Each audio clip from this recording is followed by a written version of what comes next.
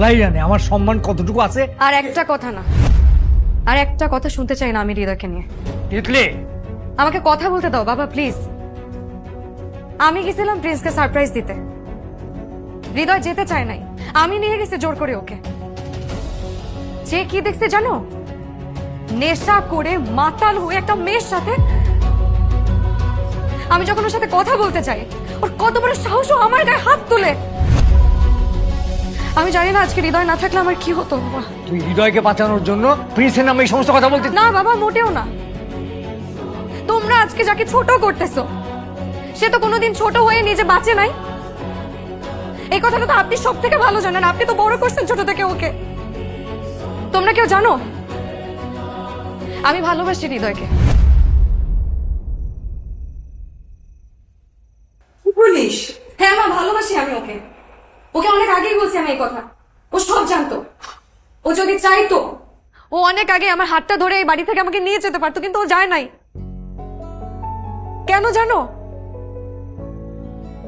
কারণ হৃদয় আমাকে সবসময় একটা কথা বলতো, তিতলি আমি কোনোদিন এমন কিছু করতে চাই না যাতে আমার বাবা কষ্ট পায়,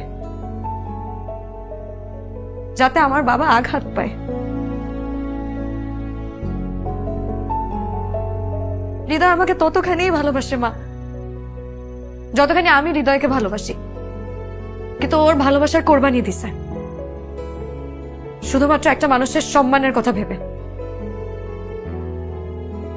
যাকে ও বাবা বলে ডাকে। জি আঙ্কেল, আমি আপনার কথাই বলছি। কই, আমিও তো নিজেকে মানিয়ে নিয়েছি, আমিও তো কোনোদিন কারো অবাধ্য হই নাই। তোমরা আমাকে যা সিদ্ধান্ত দিছো আমি সব মেনে নিছি, ভাবছি হয়তো এইটাই আমার কপালে আছে।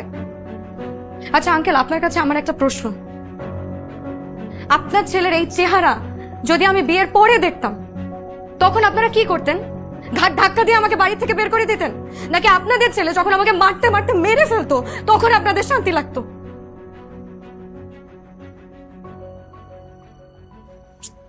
বুঝলাম না, এখানে তো সিনেমা করার কি আছে? এটা অরফান, একটা অনাথের জন্য তো কান্নাকাটি করার তো কিছু নাই। ও শুরু থেকেই সুযোগ সন্ধানী ছিল। আমি তোমাকে বলেছি এই তিতলি আর হৃদয় ছোটবেলা থেকেই নষ্টামি করছে বাবা। আর একটা কথা বলবি না তুই, বেরো এখান থেকে। আমি সত্যিকারে আমি ভুল করেছি। আমি অন্যের ভালো ছেলেকে